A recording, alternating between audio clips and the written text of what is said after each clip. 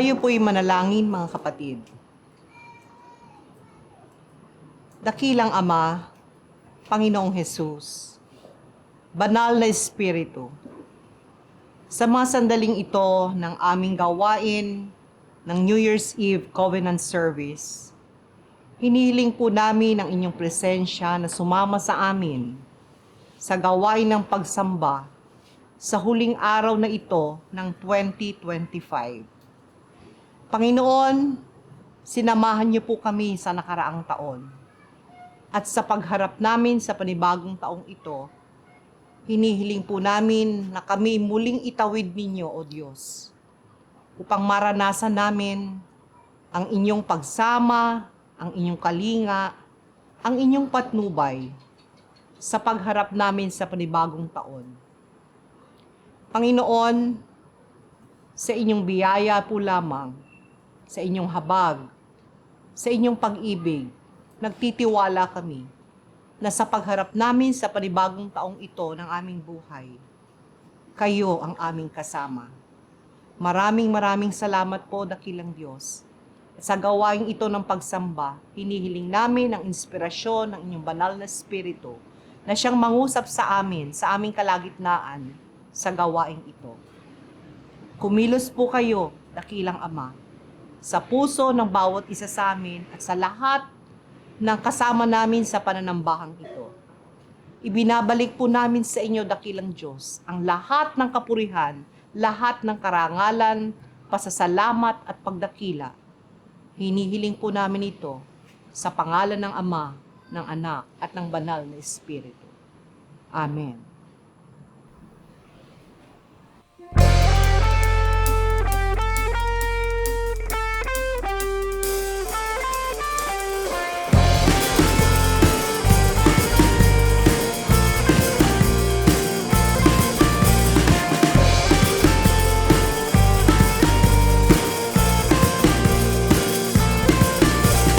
Joy to the world, the Lord is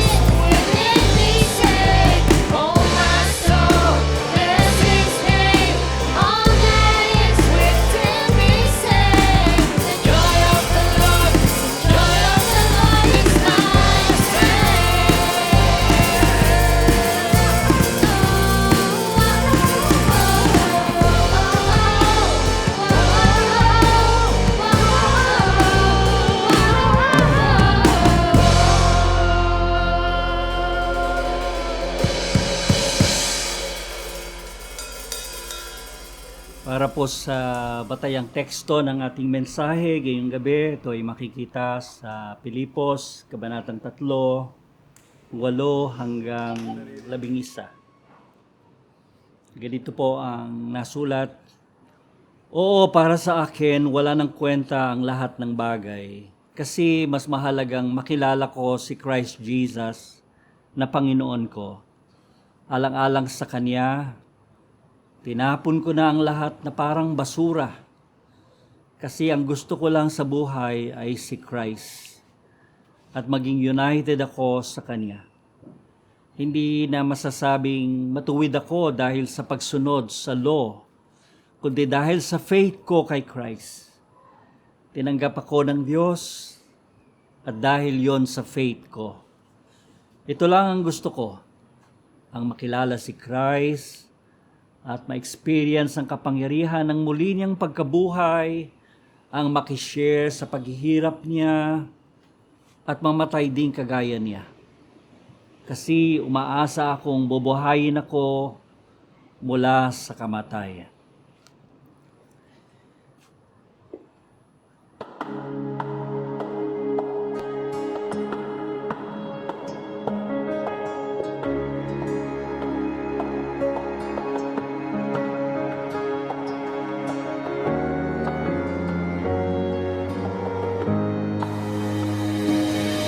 Sa bawat dahon ng aklat ng buhay, bakas ang luha na tumatangay. Inaanod ang pag-asa, unti-unting nawawala. Haligi ng munting daigdig ko. Minsa'y nanlalamig na rin ang araw, ihip ng hangin ay gumiginaw. Nanlulungo, nanlulumbay, hanap ay isang gabay. Sa piling mo'y hindi mabibigo.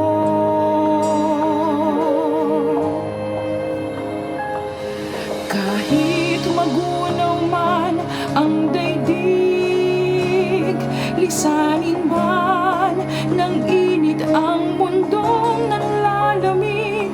Kahit na humayo sa daang magkabilay bangin, ikaw pa rin, O Diyos, ikaw pa rin. Pag-ibig mo'y hindi magwawakas. Kalinga mo, O Diyos, ang siyang nagbibigay lakas. Sa anumang panganib, kinintuan ang iyong pagliligtas. Panatag na tiyak, itatawid mo sa landas.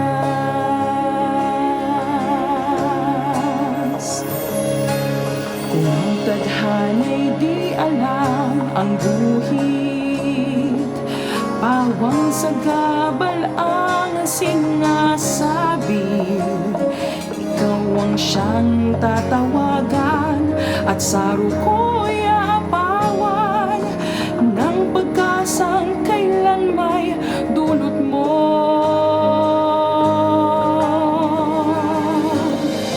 Kahit magunaw man ang daigdig, lisanin man ng init ang mundong nanlalamig. Kahit na humayo sa daang magkabilay bangin, ikaw pa rin, O Diyos, ikaw pa rin. Pag-ibig mo'y hindi magwawakas. Kalinga mo, O Diyos, ang siyang nagbibigay lakas. Sa anumang panganib, kinintuan ang iyong pagliligtas. Panatag at tiyak, itatawid mo sa landas. Itatawid, ililigtas, ihahatid hanggang wakas. Hanggang wakas.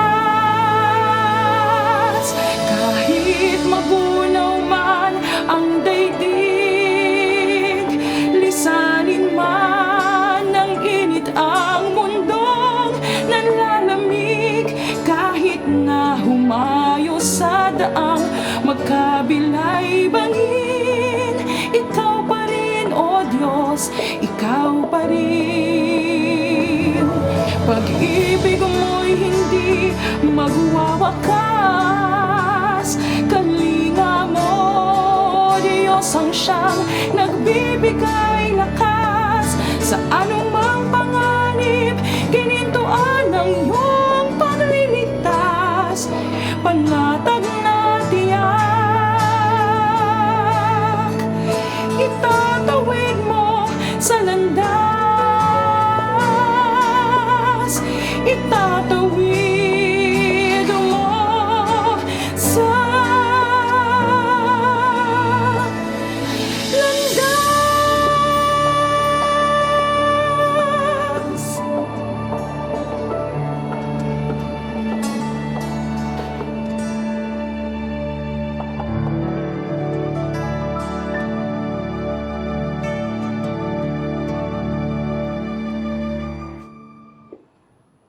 May kasabihan tayo, hindi mo maibibigay ang isang bagay kung wala ka nito.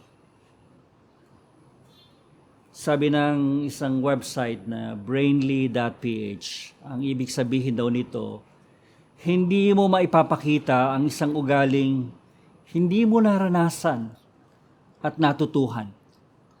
Kung maipakita mo man ito ay fake. Ito ay panlabas o forma lang. May motto ang Green Hills Christian Fellowship na makikita natin doon sa loob ng kanilang sanctuary. Nakasulat ang mga salitang ito, to know Christ and to make Him known.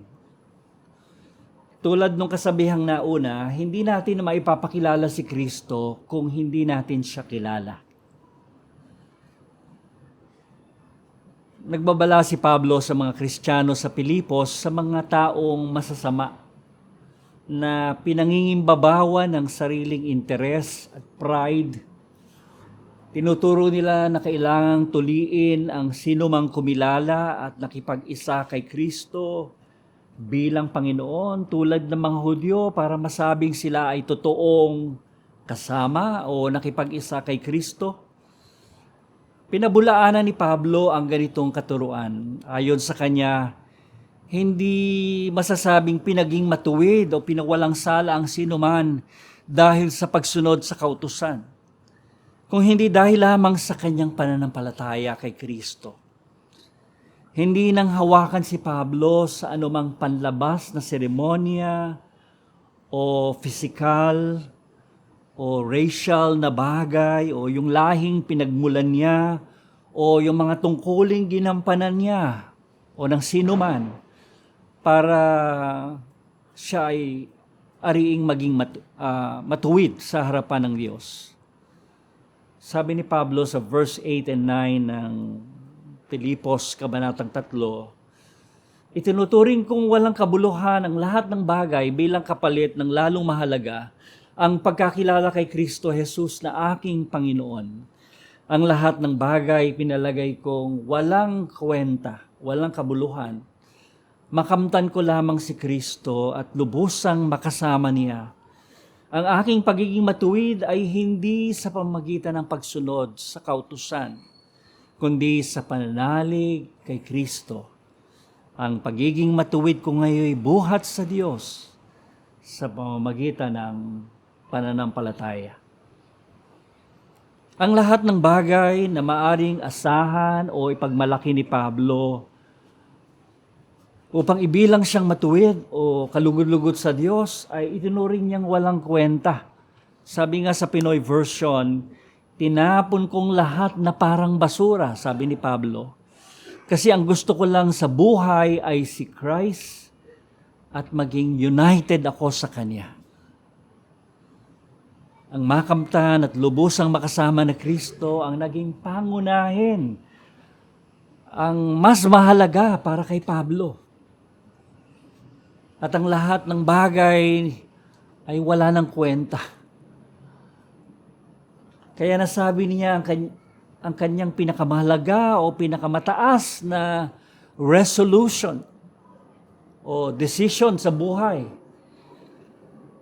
ay ginawa niya hindi sa simula ng taon kamuka bukas, noong unang araw ng 2026, January 1. Hindi niya ito ginawang New Year's resolution sa unang taon o sa simula ng bagong taon.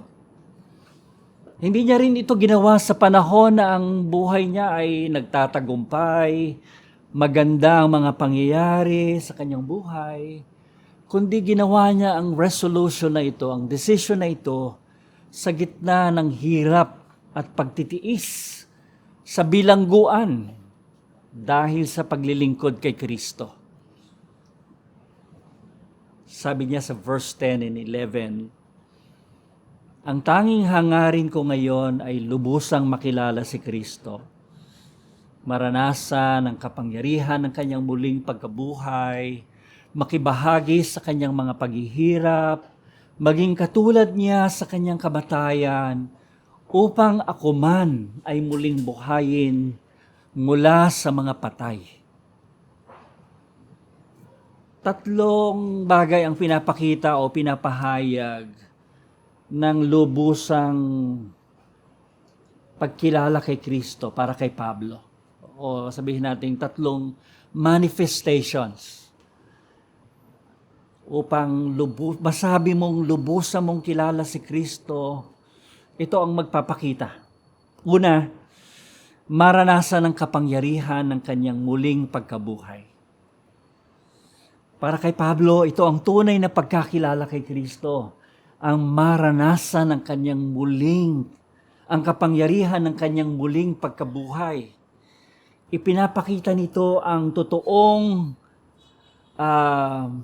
kilala si Kristo.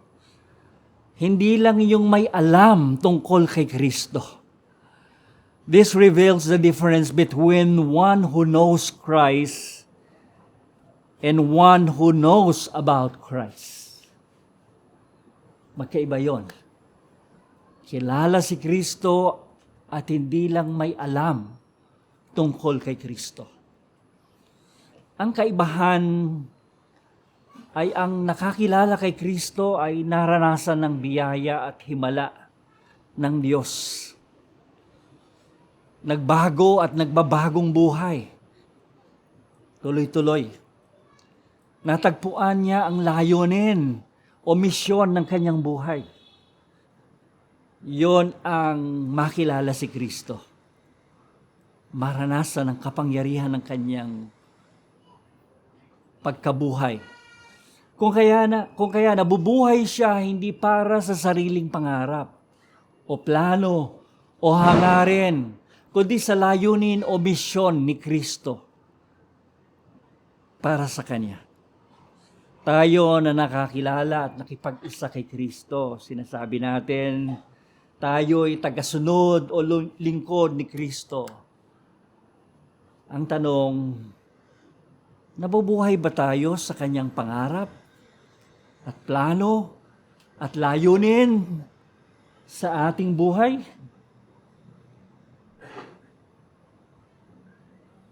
Ikalawa, makibahagi sa kanyang mga paghihirap. Sa matagal na panahon, sa buong tiyaga at sikap, may pag-ibig, pagpapakasakit, na paglilingkod ni Pablo kay Kristo. Sa palagay ko, naunawaan niya ang mga paghihirap o pagtitiis na naranasan niya ay pakikibahagi sa mga paghihirap ni Kristo sa haba ng panahon ng kanyang paglilingkod. At itinuring niya ang mga paghihirap na ito bilang isang privilege ng mga naniwala at naglilingkod kay Kristo. Medyo bago siguro yung bagay na yun, ano? Yung paghihirap ay pribilehiyo para sa mga naniwala at naglilingkod kay Kristo. Sabi ni Pablo sa mga taga-Pilipos pa rin, chapter 1, 29 to 30 ng Pinoy Version Bible. And I quote, sabi, "Kasi binigay na sa inyo ang privilege na maglingkod kay Christ. Hindi lang yung maniwala kayo sa Kanya, pero pati yung magtiis kayo para sa Kanya. Na-experience nyo na rin yung paghihirap ko, na nakita nyo noon at nabalitaan yung pinagdadaanan ko pa rin ngayon." So, pinapatotoo ni Pablo na dumadaan pa rin siya sa paghihirap. Pero para sa kanya ito ay privilege ng mga lingkod ni Kristo. Naunawaan din ni Pablo na ang buhay Kristiyano ay di puro sarap o puro ginhawa o puro lakas at saya. May mga hirap at pagtitiis din ang buhay Kristiyano. May lungkot, may panghihina din ng katawan, ng kalooban. Ngunit sa gitna nito ay may pahinga. May pangako ng pahinga. May kalinga. May suporta. May pagbibigay ng lakas ang Panginoon. At kung ito ay dahil sa pagsunod at paglilingkod kay Kristo, itinuturing ni Pablo na ito ay isang pribileyo, hindi parusa. At di nawawala ng saysay na paghihirap, kundi para kay Pablo, ito ay pakikibahagi sa hirap ni Kristo. Kaya gano'n na lamang ang kanyang resolution, no? Makibahagi sa paghihirap ni Kristo. May pinagdadaanan ka bang paghihirap o pagtitiis ngayon? Dahil sumusunod ka at naglilingkod ka kay Kristo? Ang makita itong pakikibahagi sa hirap ni Kristo at maituring ito na isang pribileyo ay magiging magaang napasanin kasama ni Kristo. Hindi tayo nag-iisa sa lakbaying ito ng pananampalataya. Kasama natin si Kristo at pinapagaang niya ang ating mga pasanin, ang ating mga hirap at tiisin sa buhay dahil sa ating pagsunod sa Kanya. Ikatlo, maging katulad niya sa kanyang kamatayan upang ako man ay muling buhayin mula sa mga patay. Sabi ni Pablo. Alam niyo, mga pananalitang ito ni Pablo para sa akin ay ipinapahayag niya ang kanyang paninindigan sa kanyang pananampalataya. Napakatatag na paninindigan ito. Kay Kristo, ang kanyang pananampalataya kay Kristo na kahit sa punto na ang kapalit ay ang kanyang sariling buhay, hindi niya ipagkakait. Itataya niya ang kanyang buhay kung kinakailangan, alang-alang sa pananampalataya. Maging katulad niya sa kanyang kamatayan, sabi ni Pablo. Naghayag siya na ang kamatayan ng mga lingkod ni Kristo ay hindi katapusan, sapagkat mayroon silang pag-asa sa muling pagkabuhay ng mga patay. Kaya nasabi ni Pablo ang mga salitang, upang ako man ay muling buhayin mula sa mga patay. So, hindi katapusan ng kamatayan. Kung hindi ito'y pag-asa, may pag-asa siya sa muling pagkabuhay. May paglalarawan si Pablo kung paano sila humarap sa kamatayan. Sa 2 Korinto, Kabanatang 4, 8 hanggang 11, sa Pinoy version, sabi niya, madalas kaming pinapahirapan pero hindi kami nawawasak. Minsan naguguluhan kami pero hindi kami nawawalan ng pag-asa. Marami kaming kaaway pero hindi kami nawawalan ng kaibigan. Bugbog sarado na kami pero buhay pa rin. Laging nakikita sa mga katawan namin ang kamatayan ni Jesus para makita din sa katawan namin ang buhay niya. Araw-araw kaming humaharap sa kamatayan, alang-alang kay Jesus. At para makita ang buhay niya sa mga katawan naming pwedeng mamatay. Ang tradisyon ng iglesia at mga sinaunang batayang historical ay nagsasabing si Pablo ay pinatay sa panahon ng pag-uusig sa mga Kristiyano sa ilalim ng pamumuno ni Emperor Nero sa pagitan ng mga 64 to 67 AD. Sinasabi ng kasaysayan na si Pablo ay pinugutan ng ulo dahil sa pananampalataya. Nagpakita ito ng kanyang katapatan kay Kristo na ang kanyang buhay at pag-asa sa buhay at pagkabuhay mula sa kamatayan ay na kay Kristo lamang. Kung kaya nga't inalay niya ang buhay niya para kay Kristo. Masasabi mo bang inialay mo na rin ang buhay mo kay Kristo? At kung mamamatay ka, ay gusto mo ring matulad ng kamatayan ni Kristo. Ngunit sa pag-asa na ikaw ay muling bubuhayin sa mga patay. Ito rin ba ang mga hangarin ng buhay mo? Tulad ni Pablo, maranasan ng kapangyarihan ng kanyang muling pagkabuhay, makibahagi sa kanyang mga paghihirap, maging katulad niya sa kanyang kamatayan, upang tayo man ay muling buhayin mula sa mga patay. Ito ba isa sa mga resolutions mo sa bagong taon? Sana ay ito rin. Gusto ko magwakas sa isang narinig kong quotation. Ang sabi ron, "You will shine the brightest if Jesus is the greatest in you." You will shine the brightest if Jesus is the greatest. Siya ang pinakadakila sa buhay mo. Tiyak na magliliwanag ka para sa Kanya. Sa pangalan ng Ama, ng Anak, at ng Banal na Espiritu. Amen. Amen.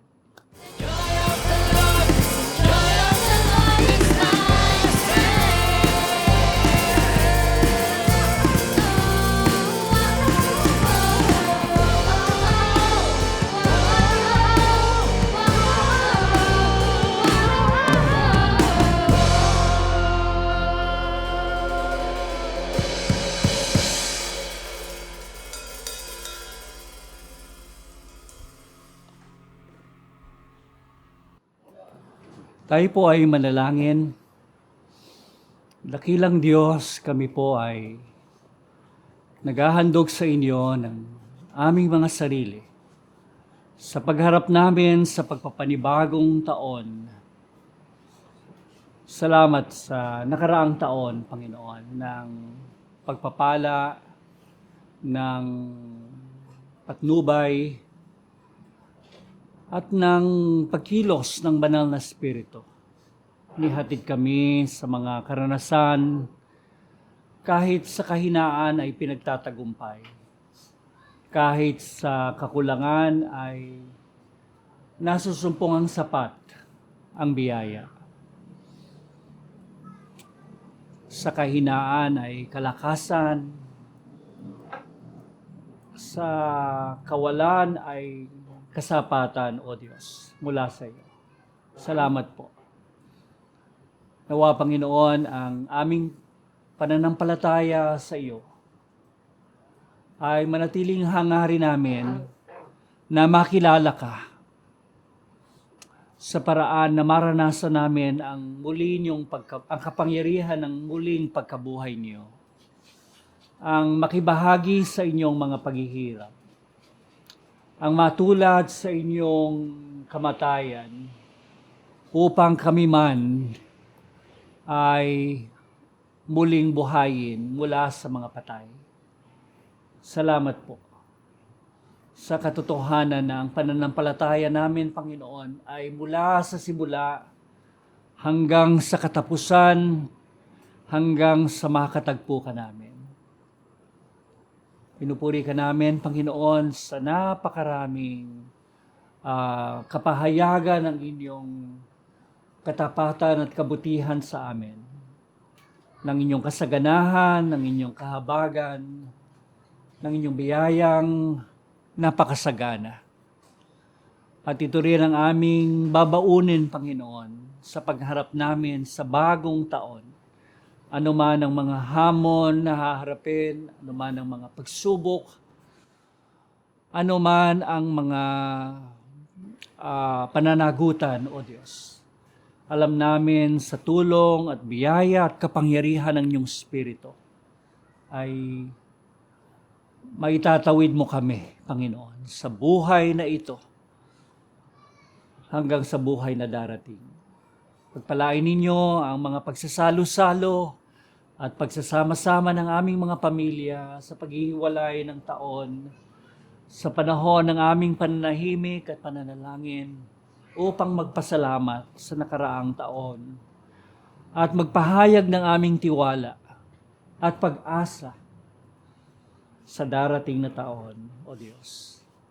Salamat po, nakaisa namin ang sambahayang Pilipino, mga mamamayang Pilipino, na tumitingin din na may pag-asa sa magandang bukas para sa aming bayan, O Diyos.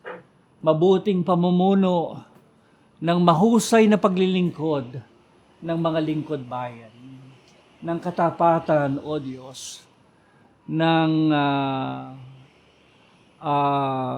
pananagutan para sa aming mga lingkod bayan, na walang hinahangad kundi ang kapakanan ng bayan, ang kabutihan, ang pagkakaroon ng pribilehiyo para sa lahat, ng pagkakataon para sa lahat, at walang tinatangi, walang pinipili. Pagyamanin po nawa ninyo ang aming bayan. Karanas ng kapayapaan, hindi lamang po ang aming bansa, kundi ang buong daigdig sa panibagong panahon ng buhay na kaloob po ninyo sa aming lahat. Sa iyo ang aming pinakamataas na papuri, pagpapasalamat, pagdakila, O Diyos, sa tangi at matamis at makapangyarihang pangalan lamang po ng aming kinilalang Panginoon na si Jesus. Amen. Amen. At ngayon, tanggapin natin ang pag-ibig ng Diyos na hindi nagbabago, ang pagliligtas at pagpapala ng ating Panginoong Hesukristo na laging sumasagana, ang patnubay, pakipisan, pananahan ng banal na Espiritu, ang siyang makasama natin sa buhay na ito hanggang sa buhay na darating. Sa pangalan ng Ama, ng Anak at ng Banal na Espiritu. Amen. Amen.